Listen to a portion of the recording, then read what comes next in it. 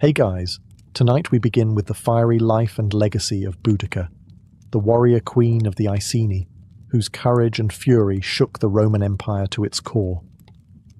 Her rebellion was bold, brutal, and unforgettable, a defining moment of resistance in ancient Britain.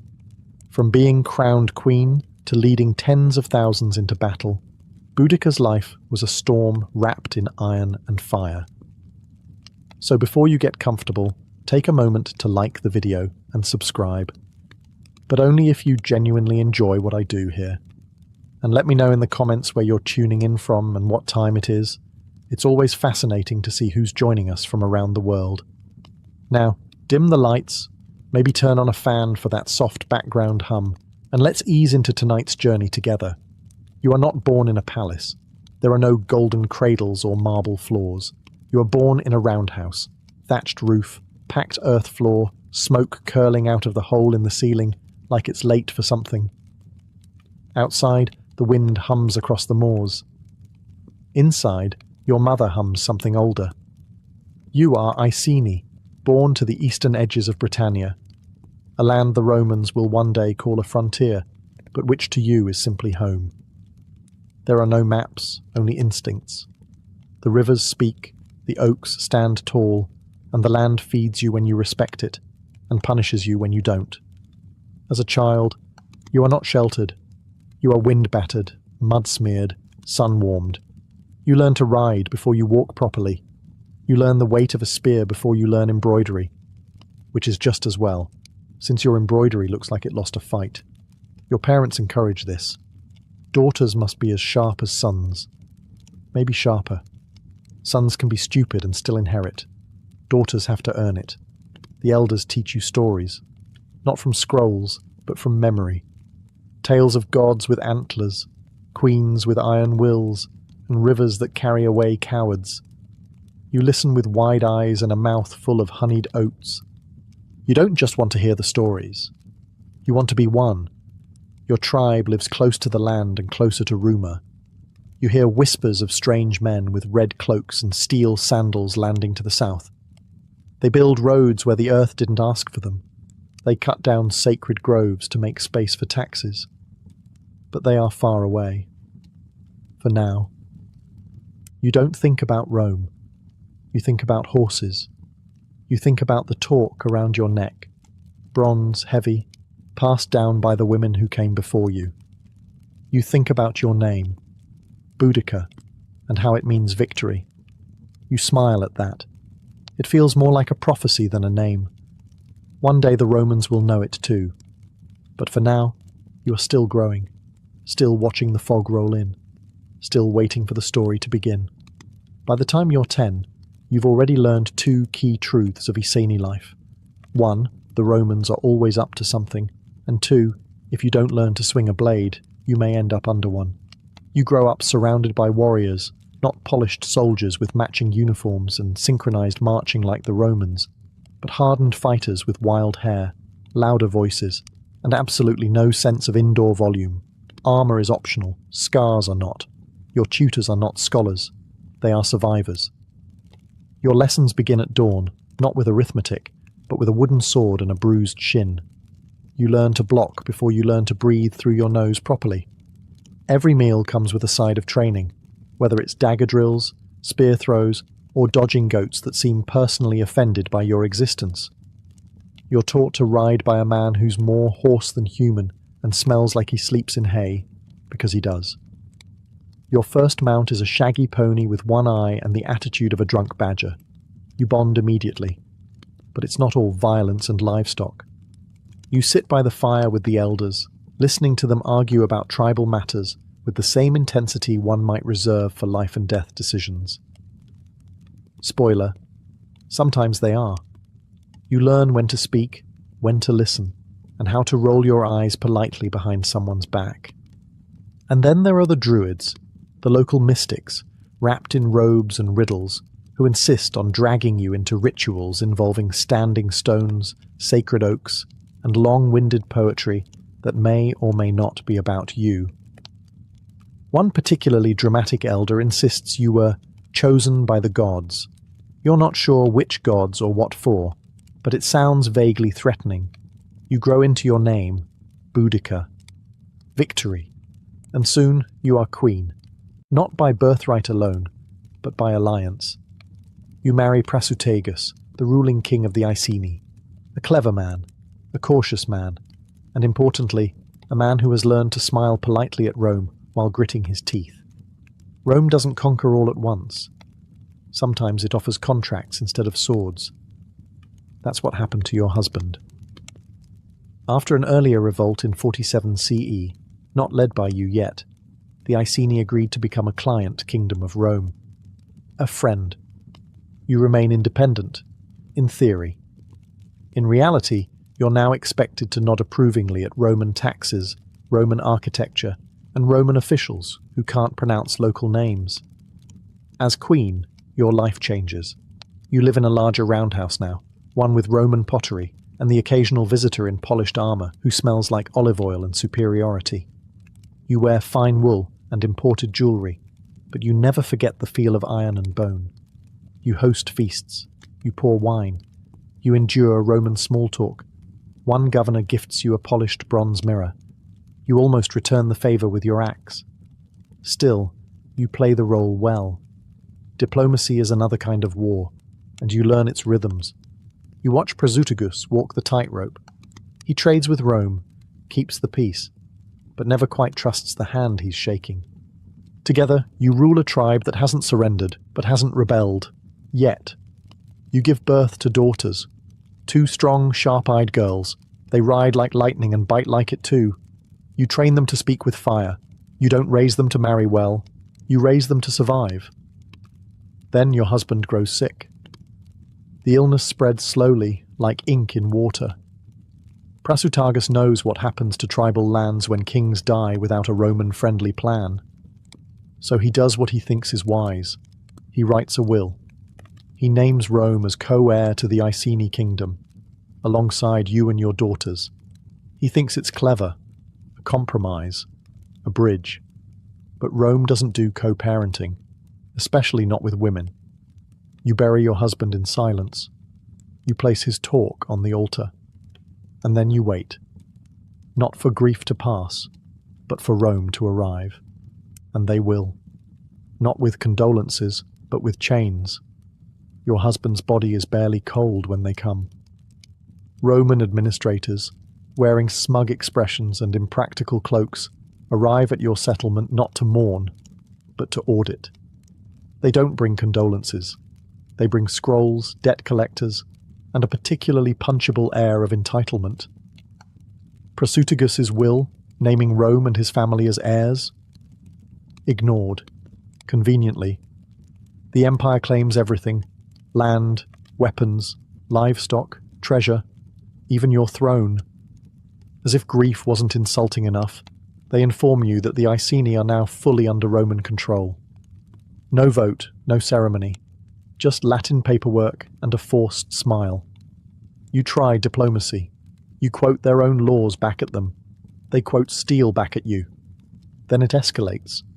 Roman soldiers storm your home, not with an army. They don't need one. Just enough men to send a message. They tear down your status like it's scaffolding. They strip you. Beat you. Publicly. The queen of the Iceni, dragged through the dirt in front of your people. And your daughters, you dare not speak it aloud. What they endured was beyond cruelty. The kind of trauma Rome writes off as discipline. The kind that never leaves a mother's heart. You hold them afterward, trembling and silent. You look into their eyes, and something old stirs inside you, older than Rome. Something the Romans never understood. Fury with purpose. The village elders urge patience. They fear Rome's retribution. They speak of survival, of waiting, of silence. You do not scream, not yet. But inside you a new oath is written. The Iceni are watching. Your people kneel beside you in the dirt, not in weakness, but in shared rage. This wasn't just an insult to you. This was a message to every Briton. You will bow, or we will break you. And you think, if they wanted you broken, they should have killed you. You don't rise for your own dignity. You rise because the land itself demands it. The ancestors demand it. The gods of oak and iron demand it. You rise because your daughters will never be anyone's spoils. And somewhere far away, Rome has no idea that they've just made their worst mistake. They said it was justice, order, policy, a necessary correction. But what you remember is the sound, the whip on your back, the silence of your people, the weight of your daughter's stares.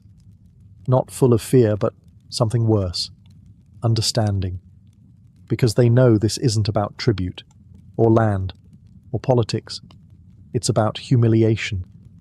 You, Boudica, queen of the Iceni, dragged from your home and lashed like a thief in front of your tribe. Not executed.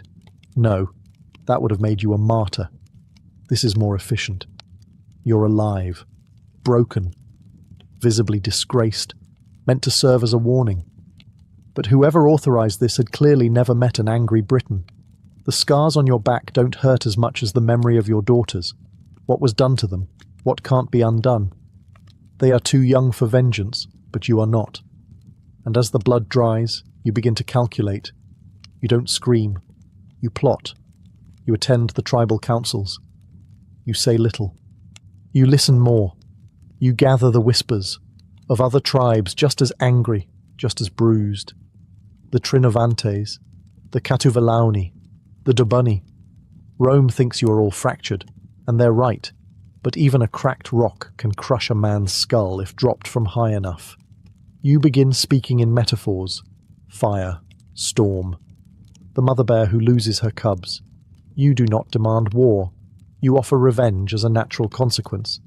The women hear you first, then the elders, then the warriors. You train in secret. Old weapons are reforged. The druids begin chanting at night. The gods are listening. So are the Roman spies. But by the time they understand what's building, it will be too late. You braid your daughter's hair with iron clasps. You sharpen your spear. You paint your face not for ceremony, but for war. One morning, you look in the river and don't see a queen. You see an executioner. Rome thought it was punishing you. What it actually did was give you the one thing no empire should ever hand its enemies: a reason. The wound has not healed, but now it bleeds forward. You don't make speeches. Not at first. You don't need to. The people have seen your back. They've seen your daughters' faces. That's the only campaign poster you need. But war needs momentum, not just pain. So you ride. Village to village. Campfire to council fire. Your presence does the talking. Tall, fierce, wrapped in a wolf fur cloak, your red hair wild in the wind. Some say your eyes gleam like coals. That's an exaggeration. Probably. But you let them believe it. Fear travels faster than truth. You speak of freedom, but not in pretty metaphors. You remind them what the Romans did. To you. To them. You name the taxes, the floggings, the gods disrespected, the groves desecrated. You speak plainly, because rage doesn't need poetry. The tribes gather. First the Trinovantes, old enemies of Rome, then others. Britons who never trusted you before suddenly see you not as royalty, but as vengeance given flesh. You sharpen not just weapons, but memory. You smear your face with blue woad. It stains your skin like ice. It isn't just for intimidation, though it works. It's ritual. A rebirth. You are not the woman who was beaten. You are the storm she became. Your army grows. Thousands upon thousands. Peasants with sickles. Warriors with blades.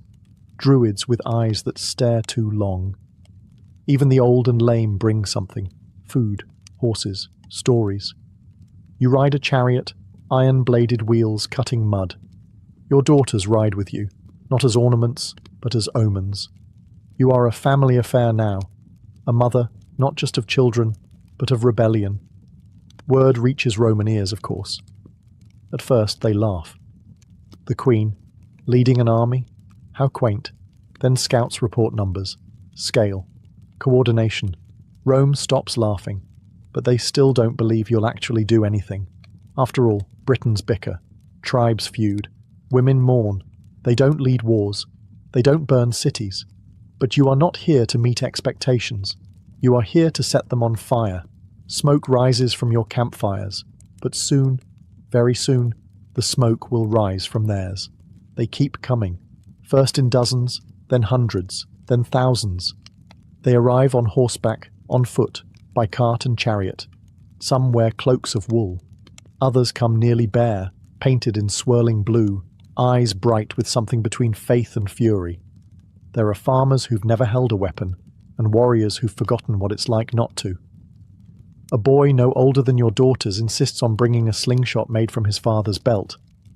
You don't send him home. You nod.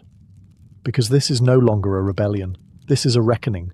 The Roman word for you now is terra muliebris, the terror of a woman. You imagine them muttering it around fires, half mocking, half worried. You hope it haunts their dreams. Your camp grows into a mobile city. Traders arrive to sell bread, arrows and talismans shaped like your chariot. Bards begin composing songs before the first real battle is fought. Your name passes from lips like a prayer, or a threat, depending on who's listening.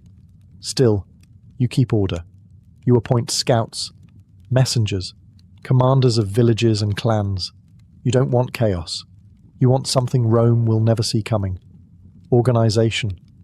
Every night the fires burn bright. The druids chant in languages older than empires. You bless weapons with blood. Sometimes pig. Sometimes not. You don't ask.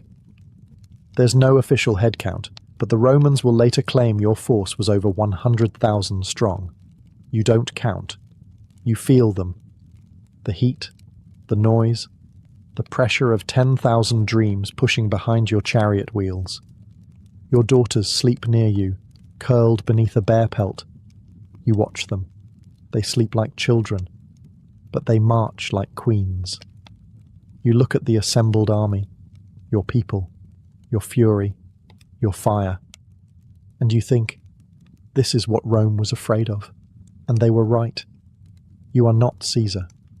You are not crowned in gold, but you are followed, not for conquest, for justice, not for wealth, for vengeance. You tighten the grip on your spear. Soon there will be a Roman city on the horizon, and behind you, a sea of spears that refuses to forget. You choose Camulodunum first, the Roman colony at the edge of Iceni territory. Once, it was a tribal stronghold. Now it's a Roman veteran settlement, fat with smugness and marble. A model city for civilizing the Britons. It even has a temple, not to your gods, of course. No, they've built a gleaming shrine to Emperor Claudius, their dead emperor, as if worshipping a Roman corpse somehow legitimizes the living ones. The locals call it sacred. Your people call it offensive architecture. You don't arrive quietly.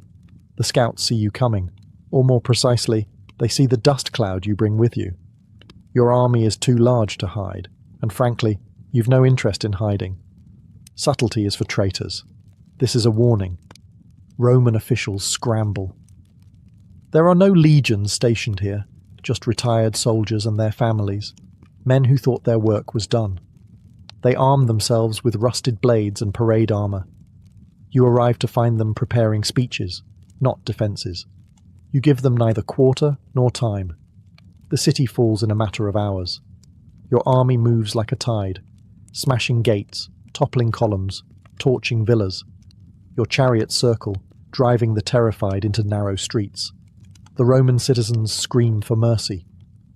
You remember screaming too once, but not today. The temple of Claudius is the last to fall. The defenders barricade themselves inside, praying to stone and plaster. It takes 2 days to burn it down, not because of resistance, but because the fire is slow and thorough, like your memory. By the 3rd day, Camulodunum is ash, and the message is sent.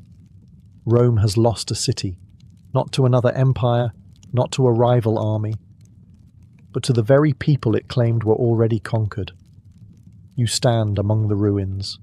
You don't smile. This isn't joy, it's necessity. The wind shifts. Smoke clings to your cloak. Somewhere behind you, your daughters collect bits of scorched bronze, trophies from the temple. You let them. They deserve to carry weight. This is only the beginning. The next target is richer, larger, more important, and very, very Roman. Londinium. You don't rest long. You can't. Word spreads like fire, and so does fear. Rome knows now, and Rome responds, but not fast enough. You ride south toward Londinium, the jewel of Roman Britain, a trading hub, a commercial artery. It's young but bustling, full of merchants, soldiers, and colonists. They say it's the empire's future. You decide to cancel that future. Along the road, the people begin to flee. You don't chase them. You don't need to. Their panic works better than any banner. When refugees outrun soldiers, you know your message is landing. By the time you reach the outskirts of Londinium, you see it. The red cloaks are gone. Governor Gaius Suetonius Paulinus, a hard man, busy putting down a rebellion in Wales, made it back just in time to retreat. He looked at your numbers, your fires, your smoke-darkened sky, and did the most Roman thing imaginable. He left. He abandoned the city to save the province. You don't hesitate. Londinium is wide open. Streets meant for parades now run with ash. The marketplaces that once sold olive oil and honeyed dates are stripped clean, then razed. Roman homes, warehouses, bathhouses, all reduced to cinders. There are those who stay. Some believe the empire will protect them. Some are too old, too proud, or simply too slow. You issue one final offer. Leave now, or be judged by the gods of your land and mine. Many ignore you. History will call what happens next a massacre. The Romans naturally will count the bodies. Tens of thousands, they'll say. Maybe that's true. But what you know is this. You were unheard, and now the world listens. Among the flames, you find a Roman ledger, half burned. It lists Iceni names beside debts. You toss it into the fire and keep walking. No temples are spared, not this time. You tear the statues down with your own hands. The gods who watched your daughters suffer get no mercy. By nightfall, Londinium is silent. The city does not scream anymore. You ride out with your army larger than before, fed by smoke and fury. The next target is already chosen, Verulamium. And after that, the reckoning. Verulamium isn't just Roman, it's Roman with ambition. Streets paved in imported stone, fountains that never asked permission, villas that stretch wider than most tribal clearings. It's not a military post, it's a statement, a polite one, wrapped in mosaics and taxes. You head there next. By now the message precedes you. Verulamium's merchants have heard of Camulodunum, of Londinium. They know what happens to those who welcome Rome too eagerly. The wealthy pack their carts. They flee west, clutching silver gods and ledgers full of unpaid grain. You let them go. Vengeance, you've learned, has a schedule. When you arrive, it's not resistance you meet. It's emptiness. The soldiers are gone. The politicians gone. Only the unlucky remain, and a few who simply didn't believe in you. The kind of people who assumed no mother, no woman, no tribal queen could make the empire tremble. You show them otherwise. The gates fall open like rotten fruit. Your warriors pour through the streets. Flames follow. The town centre, once designed to awe, cracks and collapses under its own pride. The temple is empty, but you burn it anyway. The bathhouses hiss like dying snakes. Statues melt. Market stalls char. A scroll is tossed from a balcony and lands at your feet. You glance down.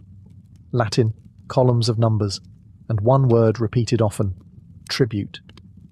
You smile, a grim, humorless thing, and toss it into the fire.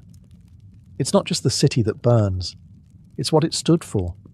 Verulamium was meant to be the future, a Romanized Britain, a place where Latin silenced the old songs, and wine replaced mead, and a woman like you would bow instead of lead. Instead, it's smoke and rubble. By the third day, it's done. You've burned 3 Roman towns to the ground.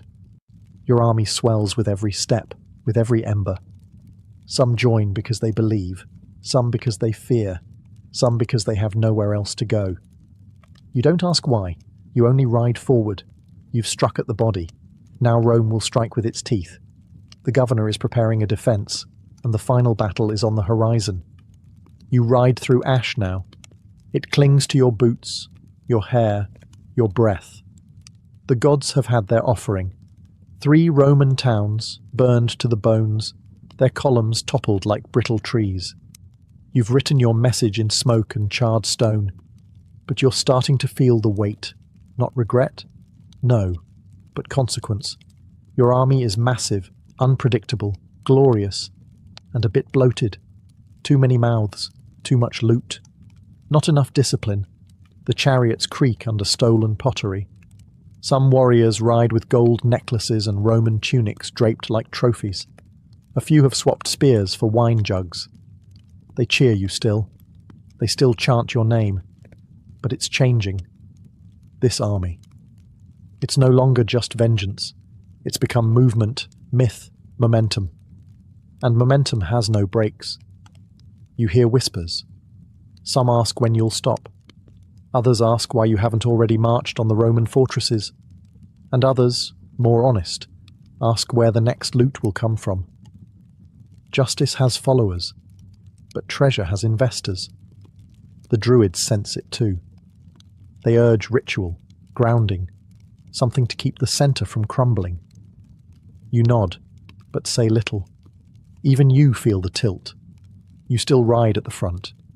Your daughters, hardened now, never leave your side. But when they sleep, you stare at the fire and count the days since it all began. You thought revenge would taste sharper, but instead, it tastes like iron and smoke. A bitter tea with no end. Rome is regrouping. Suetonius has returned from Wales with a real army this time. Hardened veterans, tight formations, real discipline. You hear he's chosen a battleground. A narrow valley with woods at his back. No flanks to outmaneuver. No place for your wild cavalry to sweep around. You've burned cities. But cities don't fight back. Now you'll face soldiers. Real ones. The ones who don't panic when you scream. Who don't run at the sight of blue war paint or hear gods in the wind. You have numbers. Tens of thousands. But he has precision. The Druids say the gods still favour you. The omens are still strong. But omens don't hold formation when the arrows start to fall. You've been marching forward for so long, it takes a moment to recognise what's happening. Rome is no longer retreating. They've chosen their ground, a tight, narrow valley flanked by forest and hills. No place for your chariots to manoeuvre. No room to flank. Just a corridor, a funnel, a trap. You approach with confidence. Why wouldn't you? Your army stretches the horizon. Farmers, warriors, druids, even former slaves marching with kitchen knives. You outnumber the Romans more than 10 to 1. The gods have favoured you this far. Why not again? But something about this field feels different. The Romans are waiting, not panicking, not scrambling. Their shields are polished. Their formations are tight. You can't even see their faces. Just walls of iron and silence. They aren't running. They're ready. You line up your forces. Banners rise. The war horns blare. Your daughters ride beside you, their eyes fierce and bright. You call out to the sky. A prayer, a scream, a declaration. Then you charge, and the Roman wall doesn't move. Your warriors slam into it like waves against a cliff. Again and again. The sound is thunder. Spears snapping, shields crashing, voices cracking. But their line holds. It always holds. The valley works against you. Your numbers clog the field. There's no room to maneuver, to retreat, even to breathe. Your own men become the wall that pins you in place. And then, the counterstrike. Rome doesn't just defend, it advances, slowly, cruelly, perfectly timed, like clockwork with swords. The wedge formations pierce your lines. The cavalry swings in. What began as a charge becomes a crush, a rout, a slaughter. You scream until your throat goes hoarse. You try to reach the front to pull your daughters back, but the press is too thick, the chariots jammed, the bodies too many. You didn't expect this. Not here. Not like this. The wind that once carried fire now carries ash and the sound of falling spears. This is not a battle. It is a reversal. The Romans have remembered who they are, and they are done running. You stay until the end, even as the screams fade and the earth turns red beneath your feet. Even as the sky fills not with divine fire, but with crows. Even as your warriors, those who once sang your name like a war drum, fall one by one beneath the Roman blades. You do not run. You dismount when your chariot can go no farther. You draw your blade, iron, dulled at the edge, but still sharp enough for this. You find your daughters amid the crush. They're alive, bloodied, breathing.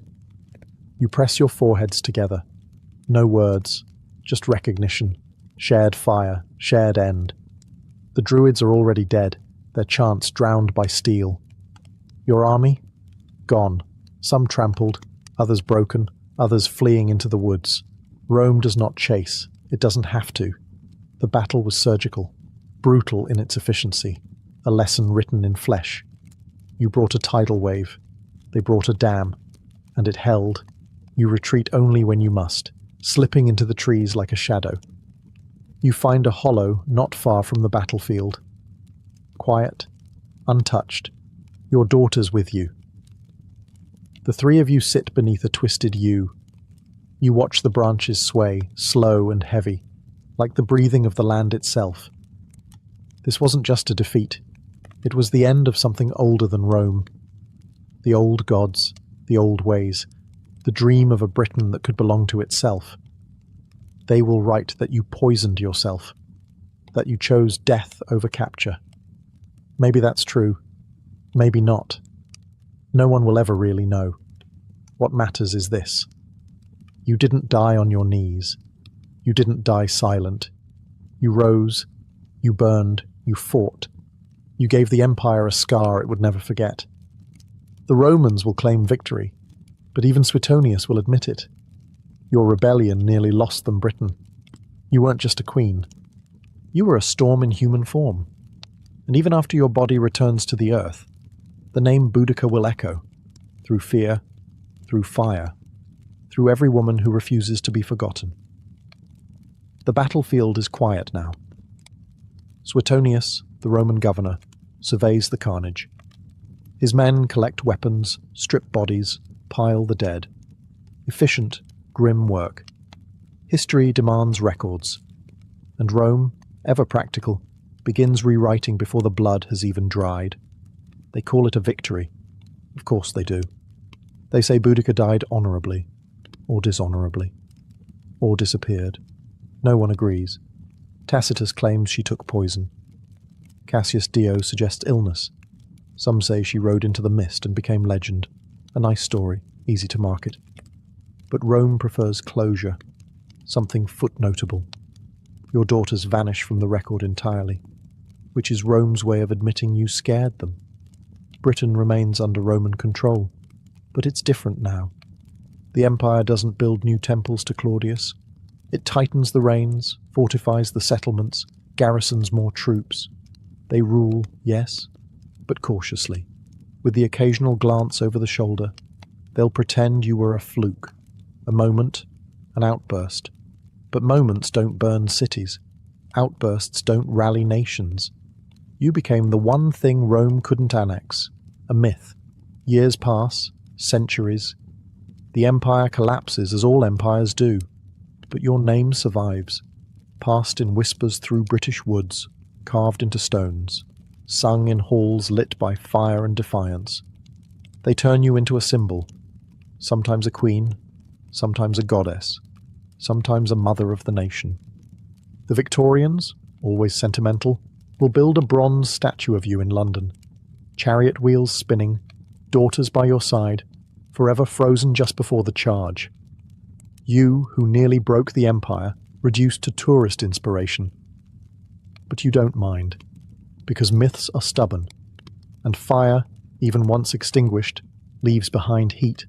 In every rebellion your shadow lingers. In every march your footsteps echo. In every woman told to sit down and stay quiet, there's a whisper.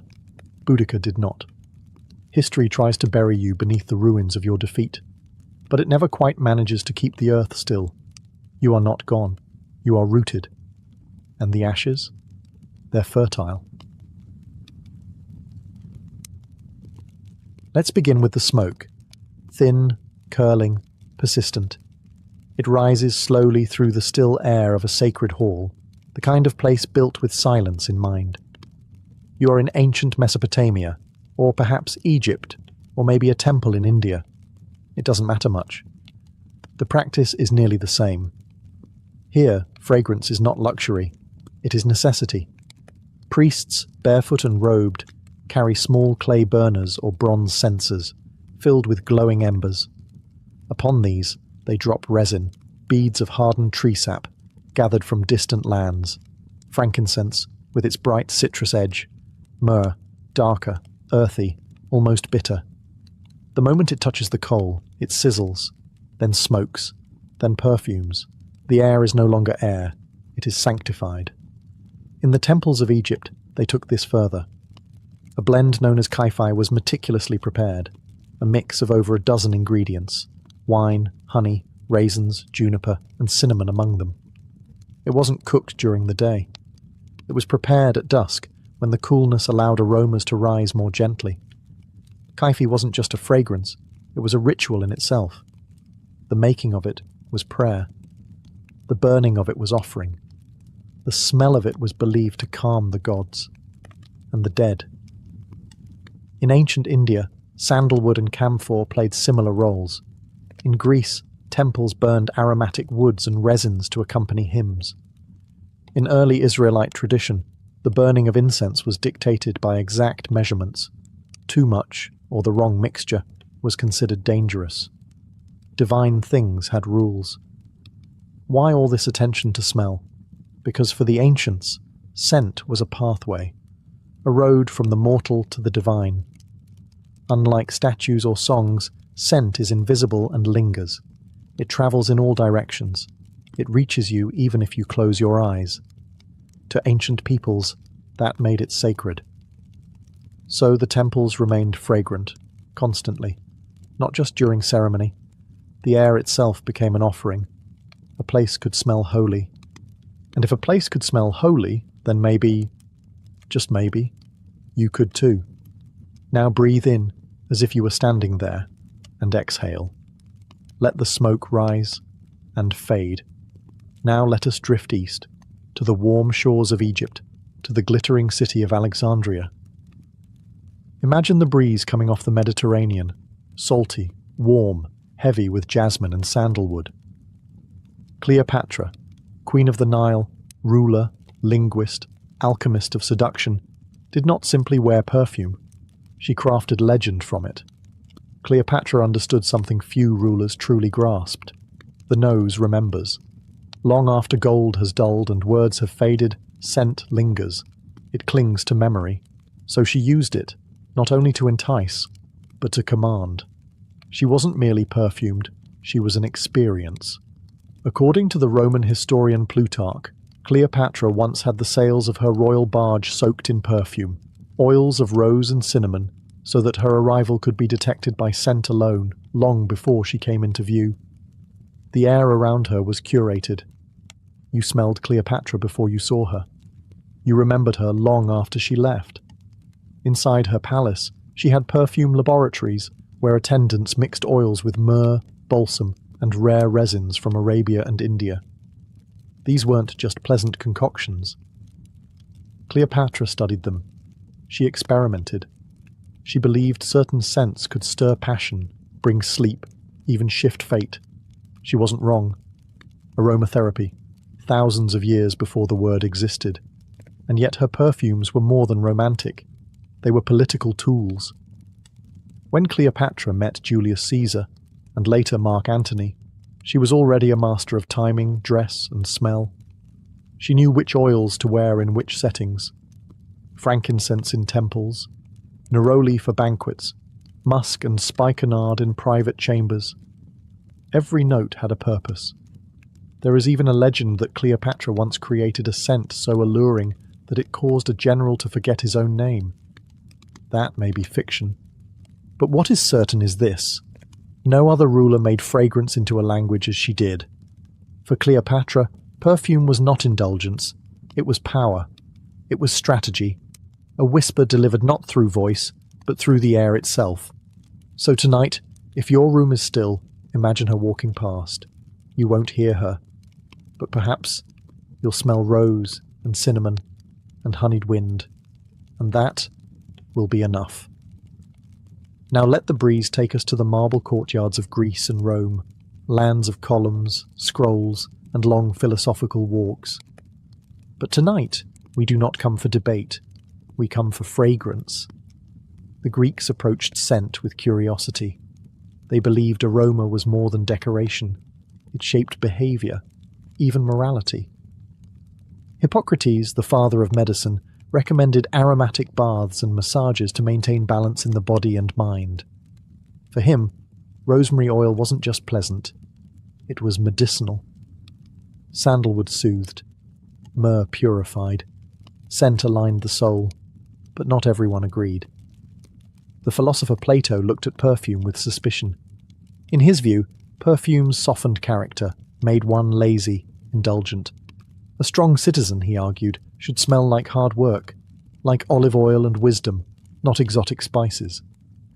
And yet, in practice, most Greeks ignored him. Fragrance remained popular at banquets, weddings, and athletic festivals. Wreaths of lavender or mint were worn on the head, not just for style, but to keep the mind alert. Then came the Romans, and they didn't just adopt Greek perfumes.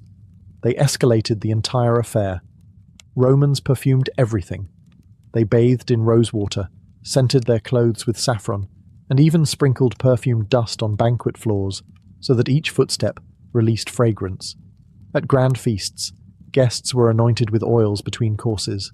Some wealthy Romans had fountains that sprayed perfumed water into the air. The Emperor Nero once ordered an entire ceiling to rain rose petals and myrrh onto his guests. And yet, even the Romans argued about excess. Seneca the Younger, a Stoic philosopher, complained that the baths reeked of too many perfumes, not of man, he said, but of a bouquet. To him, virtue did not wear cologne. Still, perfumes remained deeply embedded in Roman life, in romance, ritual, and death. Perfume bottles made of glass, alabaster, or clay were buried with the dead. Scent was not just for the living, it was for remembrance. In both Greece and Rome, perfumes walked the line between luxury and necessity, virtue and vice. They were invisible yet powerful, capable of changing the mood of a room or the memory of a moment. Now we drift further back in time, to the cradle of civilization, where rivers cradle reeds and the ziggurats rise like steps to the heavens, ancient Mesopotamia, Sumer, Akkad, Babylon. Long before Cleopatra's perfumed sails or Roman rosewater fountains, people here were already obsessed with scent. In clay tablets dating back over 4,000 years, we find recipes for perfumes. Some were dedicated to gods, others to kings. These early perfumers used crushed herbs, resins, and flowers, mixed into animal fats or pressed oils. Myrrh, cypress, calamus root. Even cedar, ground into paste. These were not random mixtures. They followed proportions, methods. They wrote it all down in cuneiform, the first known perfume manuals. Scent was deeply tied to status. The priests of the great temples anointed statues of deities daily, not with water, but with sacred oils. To neglect the scenting of a god's statue was considered sacrilege. Fragrance maintained cosmic order. That which smelled good was pure. That which stank was chaos. In Babylon, the hanging gardens may or may not have existed, but aromatic plants like coriander, thyme, and roses certainly did. The palace gardens weren't just for food or beauty. They were perfume factories. As the wind blew through them, the air itself became an extension of power. perfume also played a role in courtship. In Assyrian records, men of status sent perfumed garments or oil-soaked handkerchiefs as gifts. These gestures spoke volumes without a word. "I smell like wealth," they said. "I am worth remembering." Mesopotamian burial rites also included perfume. The body was washed with oils, the tomb filled with scented goods. In life, scent was status. In death, it was dignity. They believed fragrance might help the spirit transition, gently. And then there were the merchants. Babylonian traders travelled far for spices and resin. The scent trade was one of the earliest global networks, linking the Indus Valley, Arabia, and Egypt in a quiet, fragrant economy. The cost of myrrh rivaled gold. Let the sands settle now, and step quietly into the heart of ancient Egypt, a place where scent was not merely a pleasure, but a gateway to eternity. In Egypt, perfume was inseparable from ritual, medicine, and the afterlife. It wasn't just for the living, it was for the dead. And so the art of embalming became the highest form of perfumery. The process was elaborate. The body was washed in palm wine, not to cleanse, but to purify. Then natron, a kind of natural salt, was applied to draw out moisture. But here's where the fragrance begins. After desiccation, the body was anointed in layers of oils: cedarwood, myrrh, frankincense, cinnamon, and juniper berry. These weren't random selections. Each oil served a spiritual purpose, and each scent had symbolic meaning. Frankincense, with its citrus-like bite, was said to drive away evil. Myrrh represented healing. Cinnamon warmed the body. These oils didn't just preserve, they consecrated. The goal of mummification was not simply to stop decay, it was to transform the body into something holy, something divine, something sweet-smelling.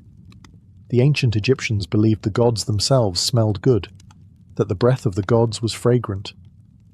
To enter the afterlife, one had to smell like a god. Even the wrappings were scented. Linen soaked in oils was layered around the body in careful spirals. Amulets were tucked between folds.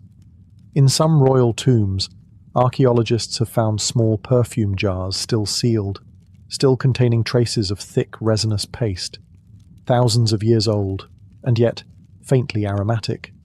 Perfume was also part of the funerary offerings. Jars of kefi, the sacred incense blend, were placed near the sarcophagus. Perfumed cones were worn on wigs during mourning rituals. These wax cones, scented with lotus and honey, would slowly melt in the heat, anointing the head and releasing fragrance during the ceremony. It was both visual and olfactory theatre. To the Egyptians, death did not smell of decay. It smelled of myrrh, of pine resin, of eternity. Let us follow the trail now, not of armies or empires, but of fragrance. Invisible, persistent, and profoundly valuable. This is the story of the spice routes, arteries of ancient trade where perfume was born, bottled and sent drifting across civilizations. Long before perfumes were mass-produced, their ingredients had to be hunted, harvested and hauled, sometimes over thousands of miles. Myrrh from the Horn of Africa, cinnamon from Sri Lanka, spikenard from the Himalayas, frankincense from southern Arabia, where trees bled golden resin. These weren't just exotic aromas, they were currency. The demand was constant. Babylon wanted frankincense, Egypt needed myrrh, Greece adored rose oil, Rome demanded everything. But none of these civilizations had all the ingredients. So merchants set out, by camel caravan, by ox cart, by fragile ship. They crossed blistering deserts and stormy seas, their cargo sealed in clay pots or goatskin pouches. Perfume ingredients were precious and perishable. A single cracked jar of oil could ruin a merchant's fortune. But the rewards? Enormous. In some periods, a pound of cinnamon was worth more than silver. Along these routes, ideas travelled too. Techniques, recipes. Perfume was not merely traded, it was transformed. In India, perfumers experimented with distillation. In Arabia, they refined techniques for capturing floral essences using enfleurage and oil maceration. In Persia, fragrance became entwined with poetry, medicine, and paradise itself. By the time materials reached Greece or Rome, they carried not only scent, but story. A vial of spikenard wasn't just exotic. It was legendary. Kings had traded for it. Saints would one day be anointed with it. These ancient highways, stretching from China to the Mediterranean, weren't marked by signs or milestones, but by smell. Enter a market in Damascus, and the air would be thick with cardamom, saffron, and sandalwood. Turn a corner in Petra, and you'd pass walls lined with resin and rose petals. The cities smelled like the world. Now, let us walk softly into the sacred groves and stone temples of ancient India, where fragrance was not just worn, it was worshipped. In India, scent was woven into every layer of life: medicine, ritual, love, and philosophy. The Vedas, some of the oldest scriptures known, speak of perfumes and incense as gifts to the gods. Offerings of ghee, camphor, and sandalwood were burned not to mask odour, but to elevate prayer. Scent was seen as a purifier, not of places but of souls. Among the most revered was sandalwood, smooth, creamy, and cooling.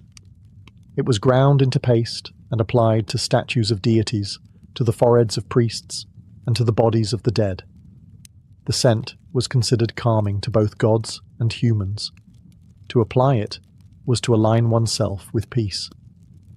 Other popular ingredients included agarwood, vetiver, and jasmine. Jasmine garlands weren't just decorations for weddings and festivals. They were believed to awaken feelings of love and divine connection.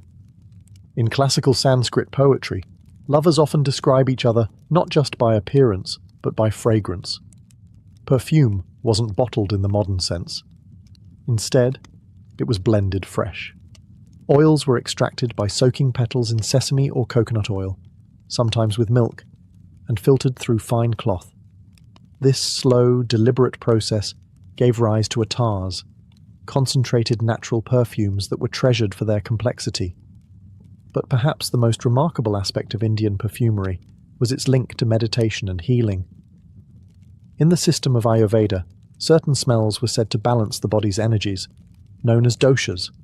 For example, cooling vetiver soothed inflammation, warming cinnamon stirred sluggish circulation. The nose, in this philosophy, was the entrance to the brain, and therefore the gateway to consciousness itself. Incense, too, was central. In temple halls, thin sticks of dhupa smoke coiled toward the ceiling, carrying prayers upward. In homes, families lit incense at dawn and dusk, welcoming and releasing the day. Even now, millions continue the ritual, quietly, reverently, without a word. Let us now cross into ancient China, a land of balance, silence, and subtle beauty. Here, scent was not loud or lavish. It whispered. It drifted gently, like calligraphy in the air. In early Chinese culture, perfume was not about adornment or seduction. It was about harmony. Scent aligned the spirit with nature and brought the inner world into balance with the outer one. It was philosophy, not fashion. The ancient Chinese used incense far more than oils. Oils were considered too strong, too assertive. Incense, on the other hand, had discipline. It could be measured, timed, and shaped. Thin coils burned for hours, marking the passage of the day. In Buddhist temples, monks used sandalwood and agarwood incense to focus their meditation.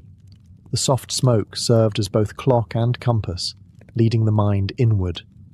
Confucian scholars, too, were deeply devoted to incense. A quiet study would not be considered complete without a bronze censer gently smoking in the corner. The scent was thought to cleanse the mind before study or writing. It wasn't decoration, it was preparation. In Taoist practice, fragrance symbolized qi, the vital energy of life. If your surroundings smelled wrong, your body was probably imbalanced. Aromatic herbs like cassia bark, star anise, and clove were prescribed not only to improve scent, but to restore health. Fragrance medicine, and spirit were all one. Even clothing was scented. Small pouches called jiangnang were worn at the waist, filled with fragrant herbs. These weren't just pleasant, they were protective. It was believed that wearing herbs like mugwort and patchouli could ward off illness and evil. During the Tang and Song dynasties, such sachets became an art form, embroidered, jeweled, and gifted during festivals. Perfume was also used in poetry. The great poets of the Tang era often described seasons not by colour or sound, but by smell. Spring came with plum blossoms, autumn with fallen leaves and old wood. A person's memory, or their character, could be described by the scent they left behind. Now let us take a final breath, a breath that travels across time, across deserts and rivers, palaces and temples. We return to the present, but the fragrance of the ancient world still lingers, faintly, stubbornly. Much of what was once known about ancient perfumery has vanished. The formulas were kept as secrets, guarded by priests, physicians, and perfumers. Some recipes were inscribed on clay tablets, others on papyrus scrolls. Many were lost to fire, flood, or conquest. The great libraries of Nineveh and Alexandria both held fragrance texts. None survived intact. And yet, here and there, whispers remain. In 2012, archaeologists unearthed a 2,000-year-old perfume factory in Cyprus, burnt clay vats, traces of lavender and olive oil. In Egypt, residues found in tomb jars suggested mixtures of myrrh, cinnamon, and lotus oil. In Israel, scholars have attempted to reconstruct the sacred temple incense, the ketoret, based on ancient texts. The ingredients? Still debated, still sacred.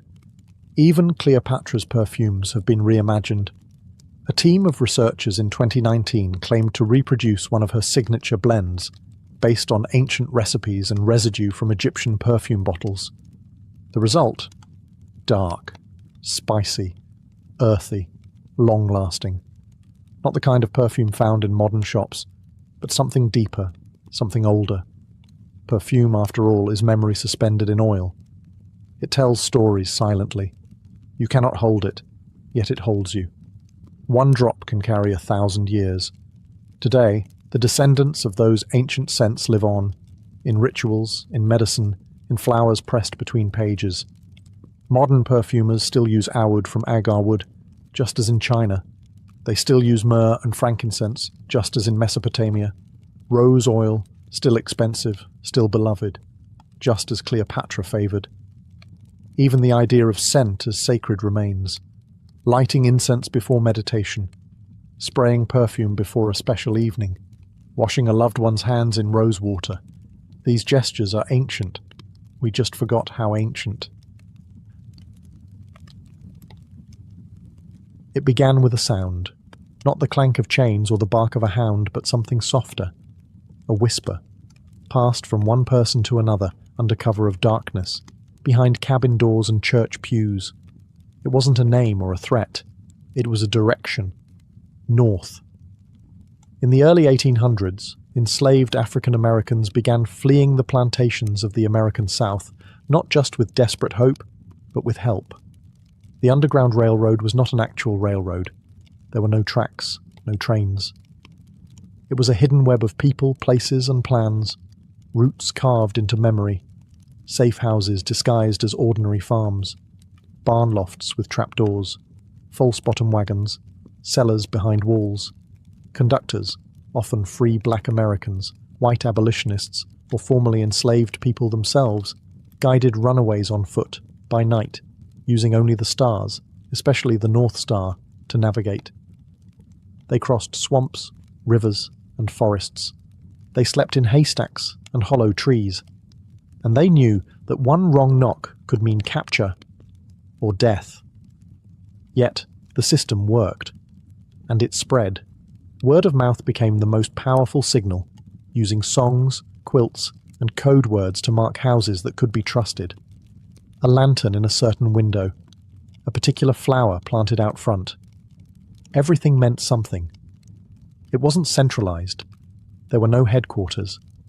It was a living organism, built on bravery, shaped by secrecy.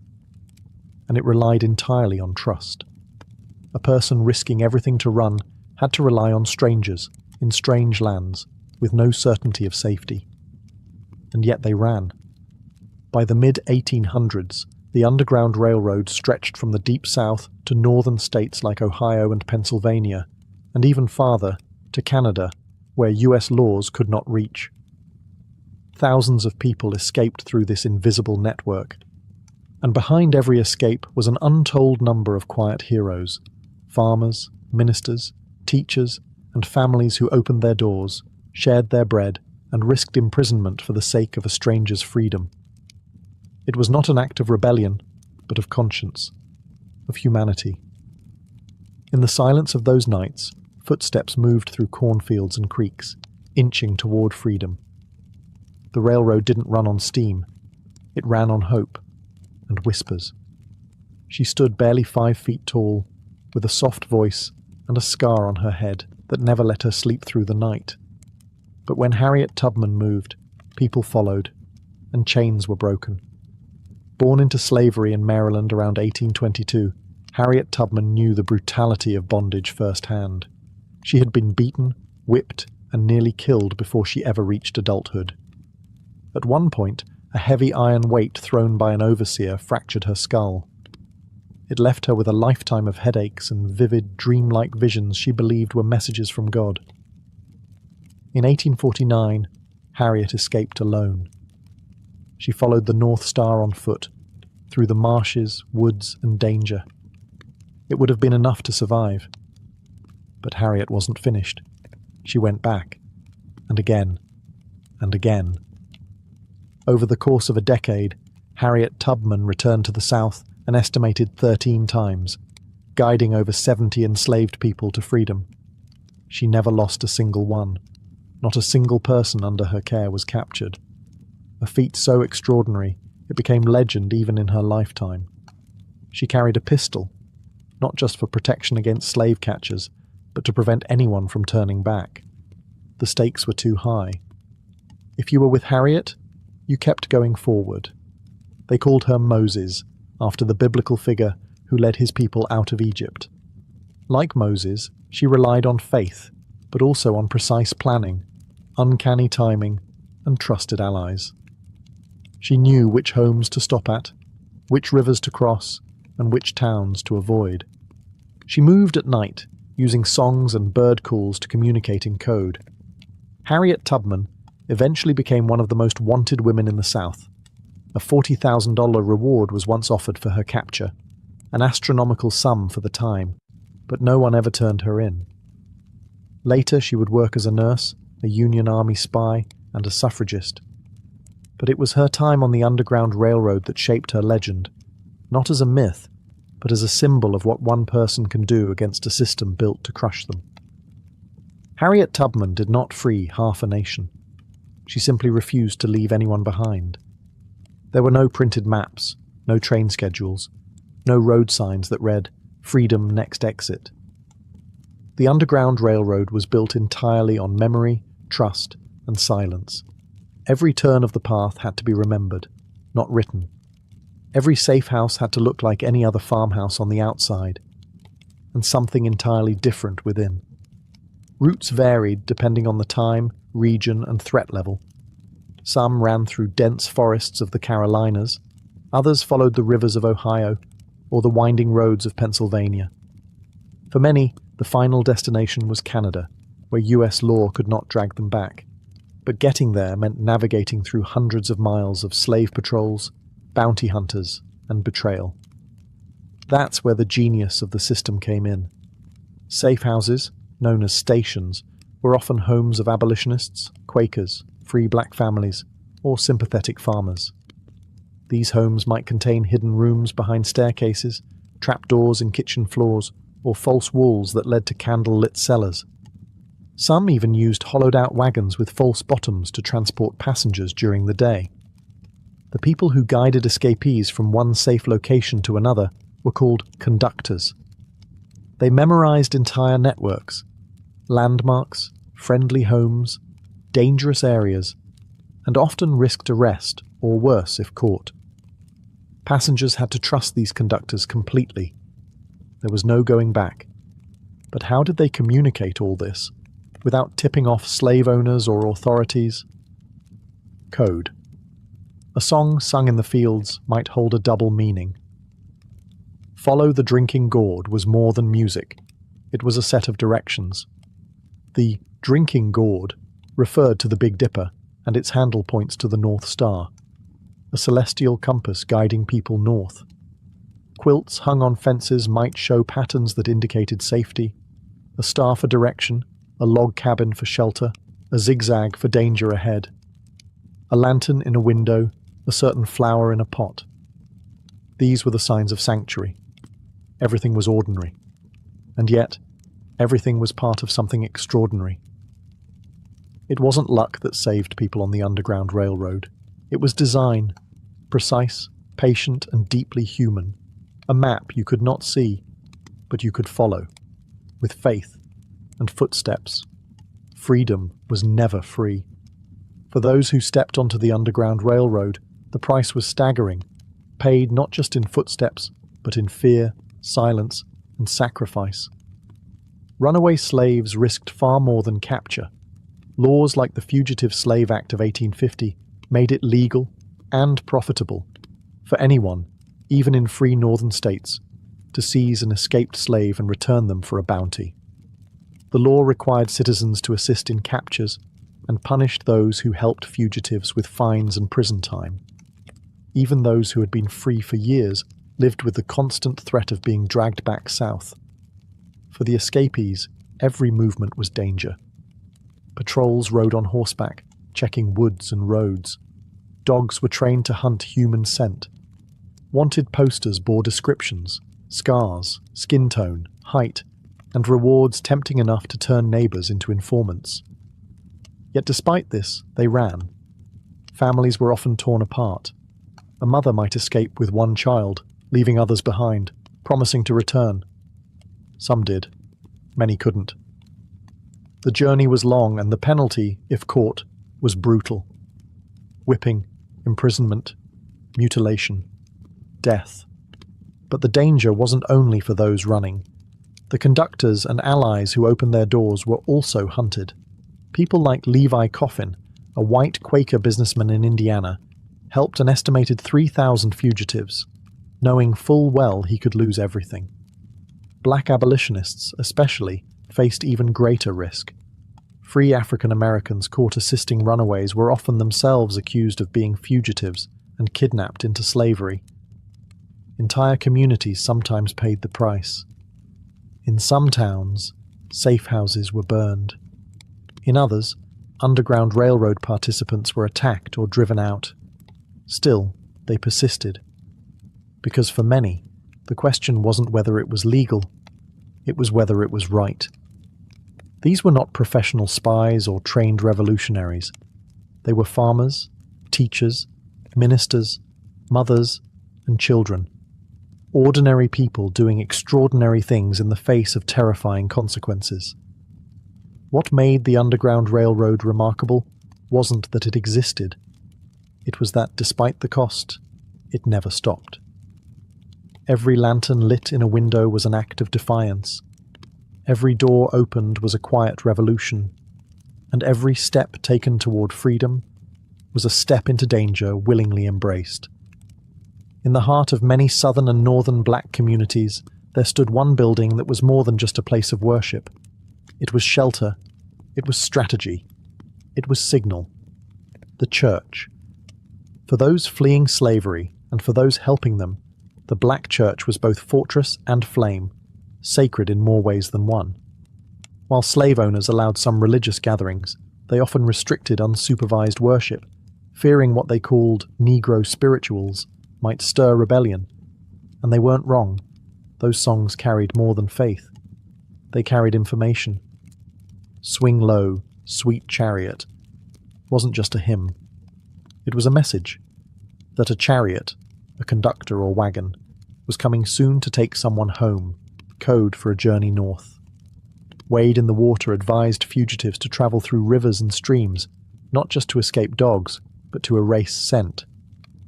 Songs like these were sung slowly, gently, in rhythm with labor, appearing harmless, even soothing, to white overseers. But among the enslaved, they passed instructions right under watchful eyes. Church basements, especially in the north, often became hiding places. Rooms tucked beneath the sanctuary, where food and bedding were hidden behind choir robes and hymnals. Ministers sometimes served as conductors, using their sermons to alert congregants about upcoming movements or dangers, cloaked in biblical language that doubled as operational briefings. In Philadelphia, Mother Bethel AME Church, the first African Methodist Episcopal church in the US, became a cornerstone of abolitionist activity. In Ohio, churches along the border became known as stations, not just for their sermons, but for their secret back rooms and sympathetic members. Even in the South, where risks were highest, prayer meetings and hush arbors deep in the woods allowed enslaved people to gather, share songs, and pass information. They used rhythm and rhyme to remember complex instructions in a world where reading could cost you your life. The church gave more than shelter. It gave a voice. It gave songs. It gave hope wrapped in harmony. And so, as the sun went down and the fields grew still, voices would rise softly in the dark. It sounded like praise. But it was also a plan. The Underground Railroad was not built by any one group, race, or region. It was held together by a fragile alliance of farmers, ministers, schoolteachers, sailors, and shopkeepers, each risking their safety, their families, and often their lives for a cause greater than themselves: freedom. Some were well known, like William Still, a free black man in Philadelphia who is often called the father of the Underground Railroad. As chairman of the Vigilance Committee, he recorded names, dates, and stories of those who passed through his care. His records became one of the most valuable historical documents we have today. But he didn't keep them for fame. He kept them so families might one day find each other again. Then there was Levi Coffin, a white Quaker merchant in Indiana, whose home became known as the Grand Central Station of the Underground Railroad. With his wife Catherine, he helped thousands of fugitives. Their home had hidden compartments, fake walls, and always an extra pot on the stove. Levi never hid his efforts, though many begged him to stop. He simply said, "I knew my duty." But for every known name, there were dozens more we'll never hear about. Unnamed women who sewed disguises, children who stood watch at the window, sailors who hid fugitives in ship holds, and innkeepers who left keys under stones. Abolitionist newspapers printed subtle messages and updates. Couriers delivered letters in code. Some white Southern allies even helped people escape under the noses of their own families and neighbors. These helpers didn't always agree politically or religiously. Some were deeply devout. Others were simply driven by a sense of right and wrong that could not be silenced. They didn't need to be perfect. They just needed to act. And they did. The Underground Railroad wasn't fueled by institutions or armies. It was powered by ordinary people doing the right thing quietly, over and over again. They didn't ask for credit.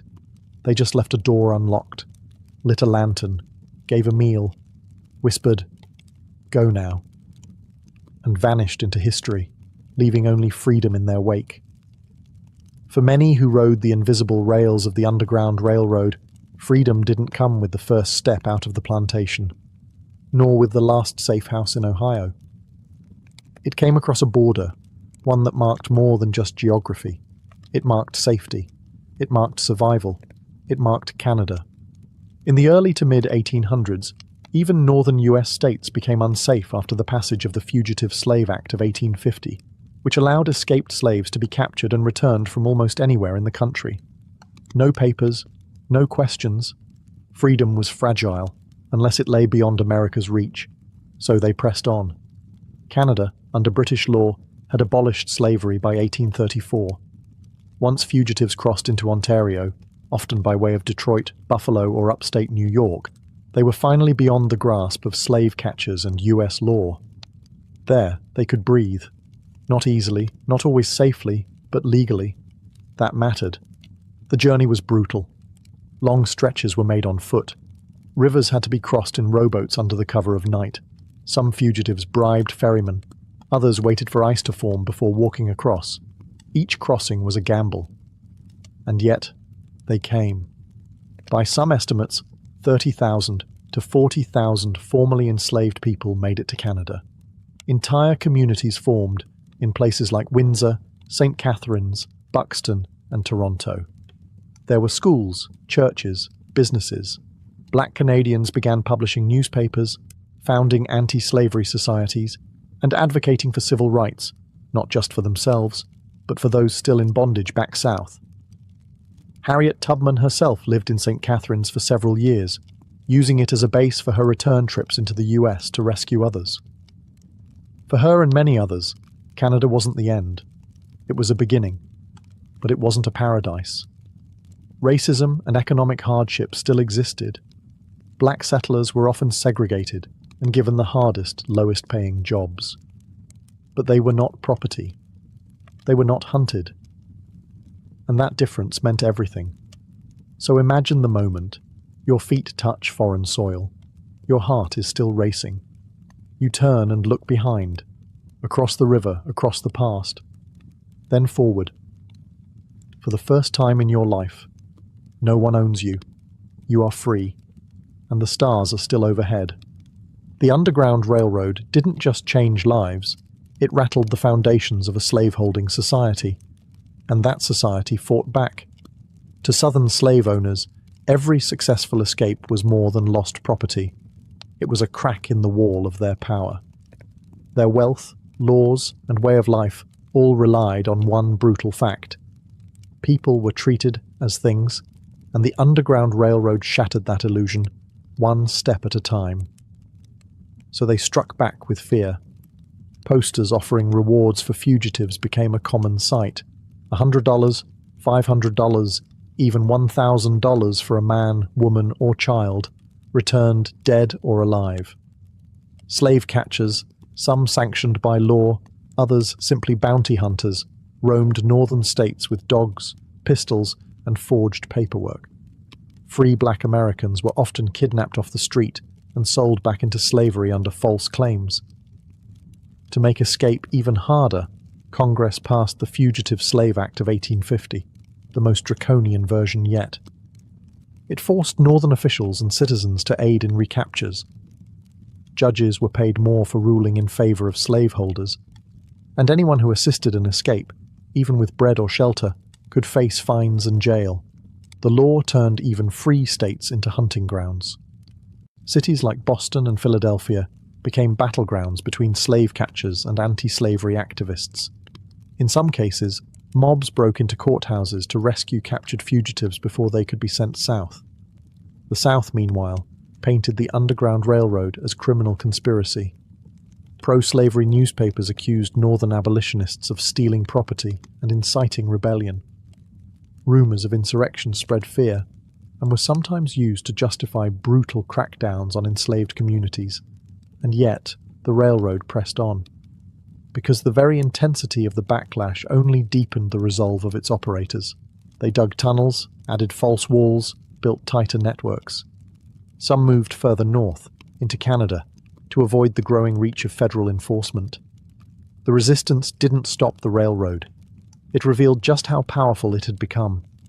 Every capture sparked outrage, every escape gave hope, and every clash over fugitive slaves pushed the nation closer to a breaking point, one that would erupt soon enough in civil war. But before the armies marched and the battle flags flew, there were whispers and wagons, and the quiet rebellion of ordinary people doing what the law forbade, and what conscience demanded. The Civil War came, and with it, the Emancipation Proclamation, the fall of the Confederacy, and the legal end of slavery in the United States. But long before Lincoln signed a single document, long before armies clashed at Antietam or Gettysburg, freedom was already being claimed in secret, by torchlight, by footstep, by those who ran, and those who reached back to help others follow. The Underground Railroad was never a building, a monument, or a government program. It left behind no statues at the time, no official medals or records. Its legacy was carved into the soil, the stars, and the memories of those who walked it. It lived in stories, whispered, shared, sometimes believed, sometimes dismissed. And yet, it persisted. Today, the paths walked by fugitives are honoured in museums, memorials, and preserved homes. Places like the Harriet Tubman Underground Railroad Visitor Center in Maryland or the National Underground Railroad Freedom Center in Cincinnati stand as quiet testaments to those who risked everything for liberty. But its true legacy goes beyond any one location. It lies in the idea that ordinary people, facing monstrous injustice, found ways to resist. Without armies, without laws, without power. They resisted with quilts and songs, with lanterns in windows, with unlocked doors and unspoken trust. They forged networks without blueprints. They helped strangers with no promise of reward. And they answered the question, again and again, not "what can I do?" but "what must I do?" That is the Underground Railroad's deepest lesson. Not just that freedom is precious, but that it is possible, and that courage does not always roar. Sometimes it simply waits in a field after midnight, holding out a hand. The echoes of the railroad live on in every act of conscience that defies cruelty, in every effort to protect the vulnerable, to speak the truth, to offer safe passage when the world is burning. Because injustice doesn't always wear chains anymore, but it still walks, and so too must we. Somewhere out there the stars are still overhead, and someone somewhere is still whispering, "This way, you're almost free." Inuit mythology does not come to life with lightning bolts or golden thrones. It emerges slowly, like breath on frost. It lives in the snow, in the silence, in the spaces where words are few and meaning is deep. These stories were not written on paper. They were carved into memory, shaped by wind, and carried across generations by voice and firelight. Inuit people have inhabited the Arctic for thousands of years, a world of vast white landscapes, shifting ice, and long, unbroken nights. In this frozen world, survival depends on deep respect for nature. So too does their mythology. Their stories aren't simply entertainment.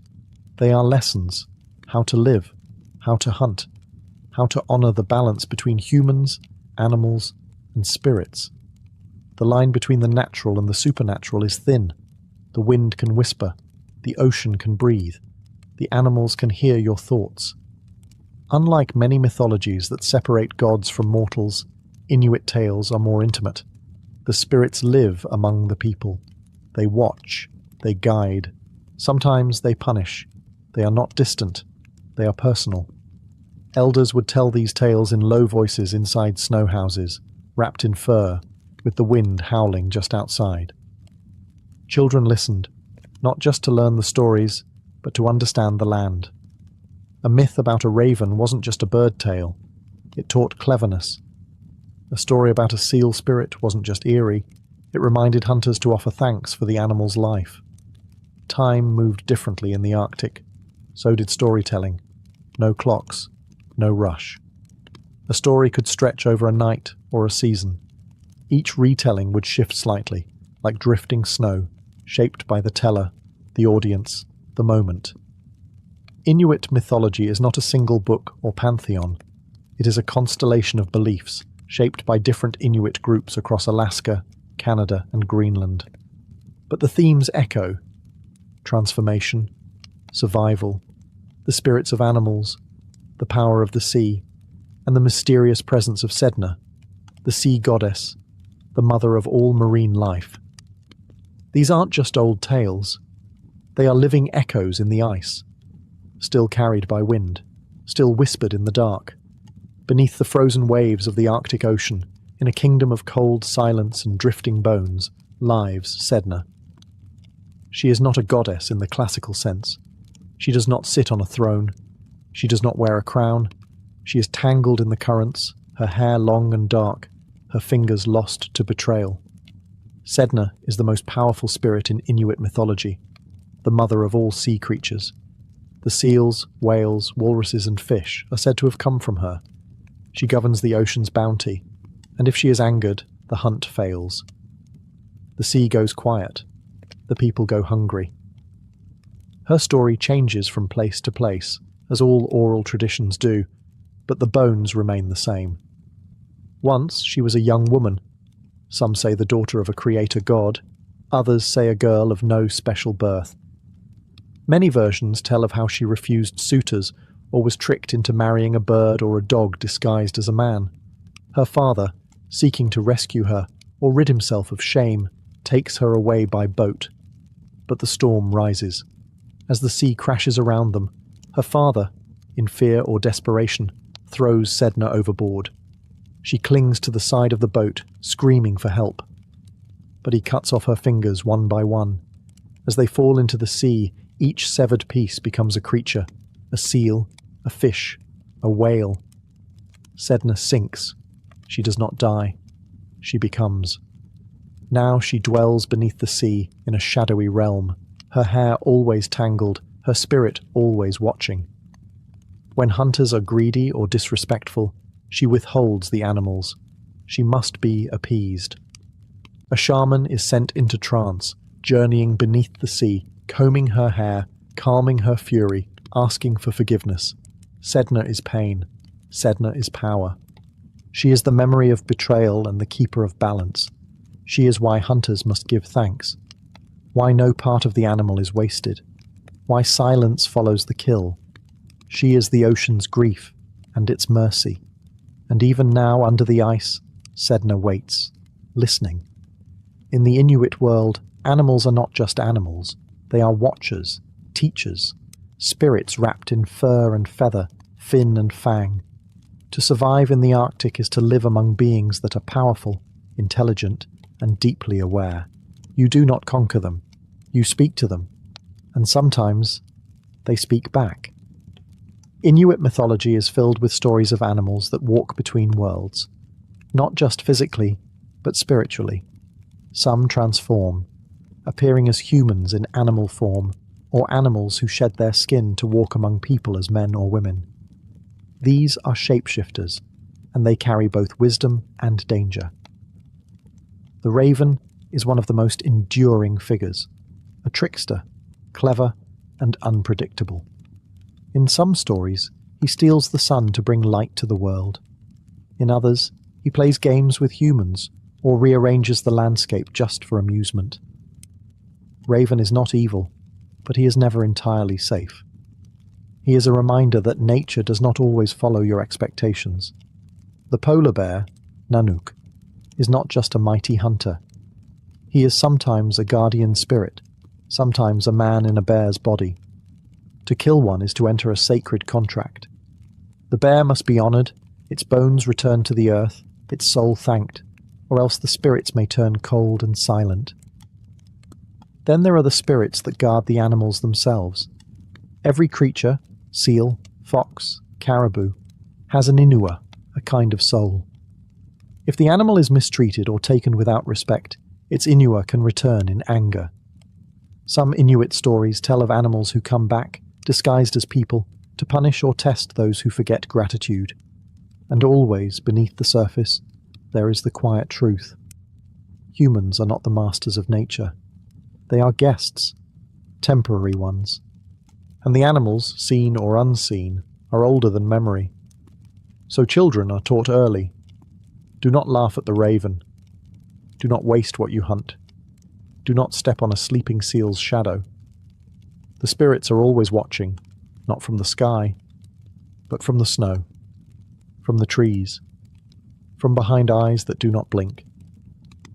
In the vast Arctic, where the land seems endless and the sky feels close enough to touch, there are those who can move between the seen and the unseen.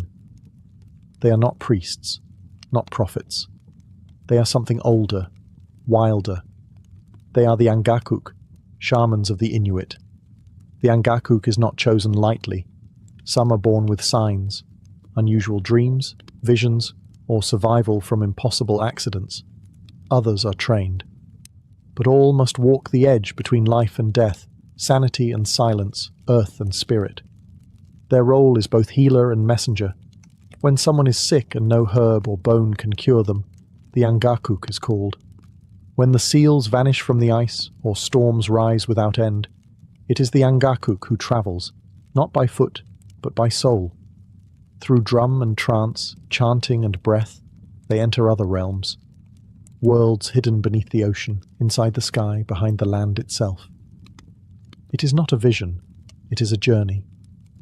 In these spirit realms, the Angakuk meets beings that no ordinary person should face. The ghosts of the angry dead, the spirits of animals denied thanks, and the great forces like Sedna, the sea goddess. Only the Angakuk can descend into her underwater realm, comb her tangled hair, soothe her fury, and return balance to the human world. But the price is heavy. The Angakuk often lives apart, respected, but not always trusted. Their dreams are strange. Their eyes see too much, and they carry burdens others cannot. They know which child will fall sick before the symptoms appear. They hear voices when the wind is still. They are not gods. They make mistakes. And some, it is said, become corrupted, using their powers for personal gain or failing to return from the spirit journey. These fallen shamans are feared. Their names are rarely spoken. Still, in times of trouble, it is the Angakuk who is called. They sit by the fire, close their eyes, and slip away, across ice, into darkness, toward the heart of the unseen. Not everyone believes in spirits, but when the food vanishes, when the child won't wake, when the sea turns black, everyone listens. In the Arctic night, when the snow is still and the dogs refuse to bark, the elders say to keep your voice low, not because of wolves, not because of wind, but because the dead are listening. Inuit mythology does not draw a firm line between life and death. The dead are not gone. They linger, sometimes as memory, sometimes as presence, and sometimes as something colder. Restless spirits, known in some traditions as Tuangait or Angiak, are not rare. They can be angry, hungry, lost, and when the living break old taboos, they return. What kind of taboos? There are many. Ancient rules passed down, not always explained, but always followed. Never whistle at the northern lights. Never cook certain animals in the same pot. Never speak the name of the recently dead too soon. These acts might invite spirits back before they are ready, or before they've gone. The dead must be respected. Burials were done with care. Personal items were left with the body, tools, knives, amulets, not for sentiment, but so the spirit would not feel cheated or empty-handed in the next life. Graves were often built with stones piled high, both to protect the body and to remind the living. Something sacred lies beneath. But even then, spirits sometimes wander.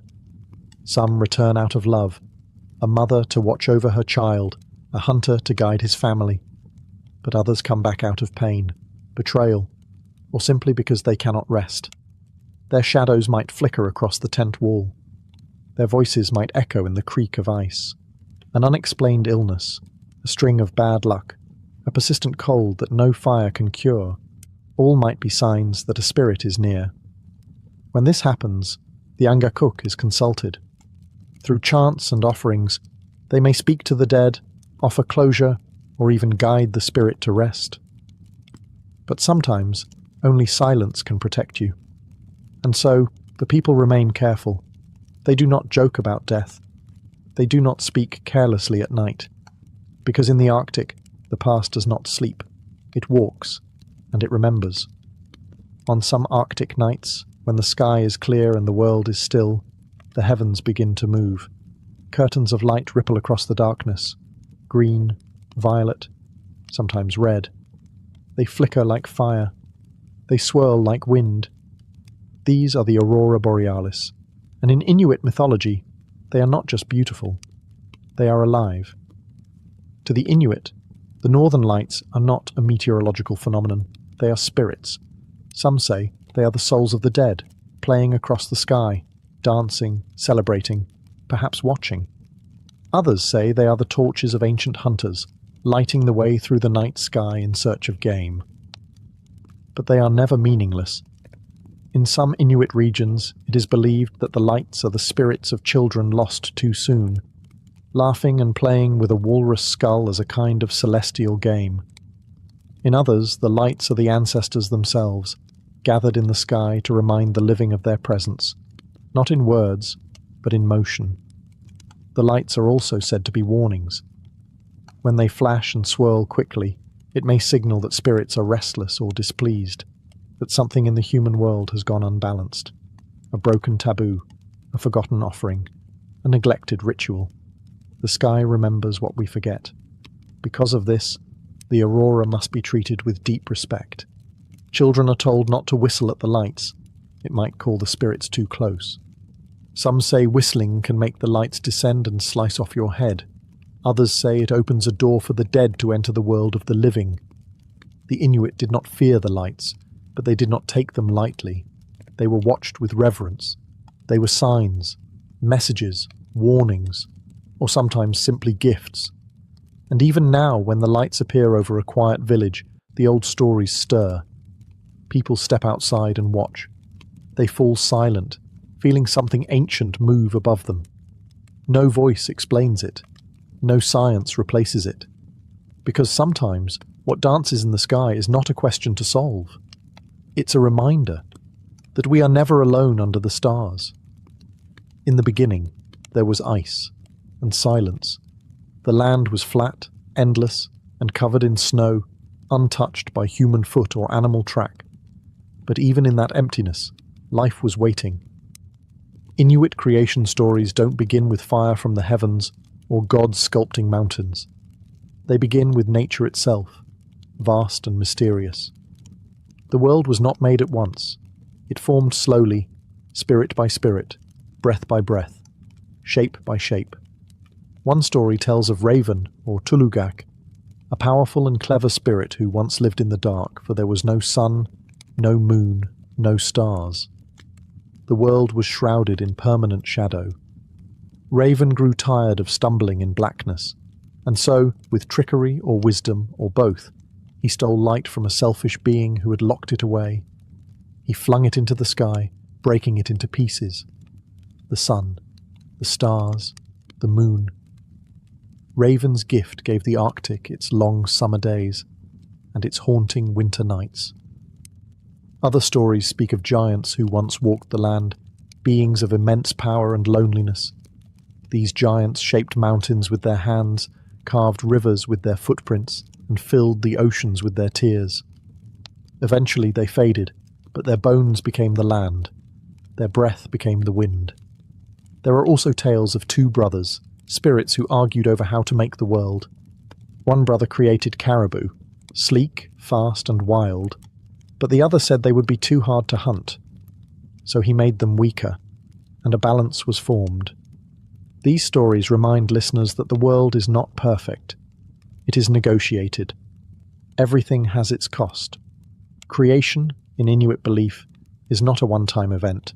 It is ongoing. Every hunt, every storm, every birth and death, these continue the shaping.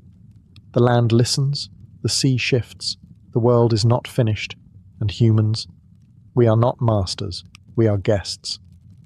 To live in the Arctic is to live in a world still forming, still speaking. You cannot own this place, but if you are quiet, you might understand it. Just a little. Inuit myths are more than entertainment. They are survival guides. Woven through every tale is a warning, a lesson, a truth. Not the kind printed in books or delivered by rulers, but truths shaped by ice, hunger, and silence. Stories that teach not just how to live, but how to stay alive. These are morality tales with teeth. Take, for example, the story of the Kalupiluit, a creature that lives beneath the ice, in frigid Arctic waters. It waits silently beneath cracks and breathing holes, listening. It wears a parka. Its fingers are long. Its eyes, too large. And if a child strays too close to the shore, the Kalupiluit reaches up, pulls them under, and keeps them forever. This isn't just a ghost story. It's a lesson. Don't wander alone. Don't go near thin ice. The Kalapilawit watches where your parents cannot. Or consider the tale of the Mahaha, a thin, icy demon who stalks in the cold, grinning and giggling. It doesn't kill with claws or clubs. It tickles. With long fingers, it tickles its victims until they freeze or stop breathing. Absurd? Maybe. But it teaches caution. Never take the silence of the Arctic for safety. Some dangers come smiling. Then there are stories about dishonoring animals. Hunters who waste meat, mock their prey, or forget rituals. In these tales, the animals return as spirits, sometimes in dreams, sometimes in storms. They take revenge or simply vanish, leaving the people to starve. The lesson is simple: survive with respect. Gratitude is not optional. Even Sedna's tale, brutal and haunting, is a lesson about consequences, about betrayal, imbalance, and the deep cost of greed and fear. Her pain becomes the ocean's hunger. Her anger becomes the reason for failed hunts. You do not anger Sedna. You do not forget to give back. Inuit morality isn't about commandments or written laws. It is lived knowledge, shaped by hardship, and passed down through whisper and song. The stories feel strange to outsiders. Dark, cold, often cruel. But they are precise, effective, remembered, and they still echo, in a child's fear of thin ice, in a hunter's quiet prayer before the kill, in the silence that follows every story, where the lesson lingers, waiting to be understood. The world has changed. The snowmobiles have replaced dog sleds. Satellites cross the sky where once only stars danced. Even the northern lights are explained in textbooks now. Solar particles, geomagnetic storms, atmospheric ions. And yet, the old stories remain. Inuit mythology, though once only passed from mouth to ear beside whale oil lamps, has survived colonization, missionary pressure, and modern distractions. It has lived through forced relocations, language suppression, and the long, painful shadow of residential schools. And still, the myths whisper beneath the surface. Today, Inuit artists carve Sedna into soapstone. Children in Nunavut still hear about the Kalapilawit from their grandparents. Inuit rappers reference ancient spirits in modern lyrics. Storytellers perform in community centres, bringing ancient figures like Raven, Mahaha, and the shape-shifting polar bear to new generations. These aren't relics, they are tools, cultural memory, identity stitched together from shadow and survival. In a world where climate change threatens traditional hunting routes, and where screens glow brighter than firelight, these myths ground the Inuit people. They remind them, and anyone listening, that human beings are not separate from nature, that the land has rules, that spirits still walk quietly alongside us. Modern Inuit leaders, scholars, and elders have taken up the task of preserving not just the myths, but the language and rhythm of storytelling itself. Because the stories lose power when translated into the cold shapes of colonial tongues. The syllables of Inuktitut carry meanings that English cannot. Yet even in translation, the stories pulse. They speak of resilience, of grief, of the hard beauty of survival. And though the world may try to categorize them as folklore, superstition, or bedtime stories, the Inuit know better. These are not just stories. They are maps of who they are, of where they've been, of what they carry. So if you ever find yourself in the Arctic, far from the lights and noise of the south, pause for a moment. Let the wind pass. Listen to the ice groan, the snow shift, the sky move. You might hear a story in that silence, old, unfinished, still breathing, just like the people who told it.